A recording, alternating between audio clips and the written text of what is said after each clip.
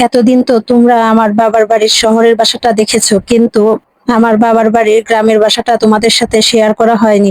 তাই চিন্তা করলাম আমার বাবার গ্রামের বাড়িটা তোমাদের সাথে একটু ভিডিও করে দেখাবো। হ্যালো এভরিওয়ান, আসসালামু আলাইকুম। সবাই কেমন আছে? আমি ভোরবেলা ঘুম থেকে উঠে রেডি হয়ে নিলাম। রেডি হয়ে চলে যাচ্ছি গ্রামের বাসার উদ্দেশ্যে। মনোরম পরিবেশে হাঁটতে ভালোই লাগে। এই যে দেখো, আমাদের সামনেও অনেকজন হাঁটাহাঁটি করছে। সকালবেলা হাঁটাহাঁটি করার জন্য খুব ভালো একটা জায়গা। এই যে দেখো, আমরা হাঁটতে হাঁটতে চলে আসলাম আমাদের বাসায়। আমাদের এই গ্রামের বাসায় যেহেতু কোনো লোকজন থাকা হয় না, আমরাও থাকি না, তাই এই বাসাটা বন্ধ অবস্থায় থাকে। এই যে দেখেন, অনেক পুরনো হয়ে গেছে বাসাটা, আর বাসার আশপাশে অনেক আগাছা জন্মে গেছে। কোনো লোকজন থাকা হয় না, তাই বাসা পরিষ্কারও করা হয় না। আমাদের এই বাসাতে 5টা বেডরুম, 2টা বারান্দা, 2টা বাথরুম, একটা কিচেন, সবকিছুই আছে, তবুও আমরা এই বাসায় থাকি না। আমাদের এই বাসাটা প্রায় 24% জায়গা নিয়ে প্রচুর গাছগাছালি এবং ফল ফলাদির গাছ আছে। আমার আম্মু তো এই বাসায় প্রচুর সবজির গাছ লাগিয়েছে।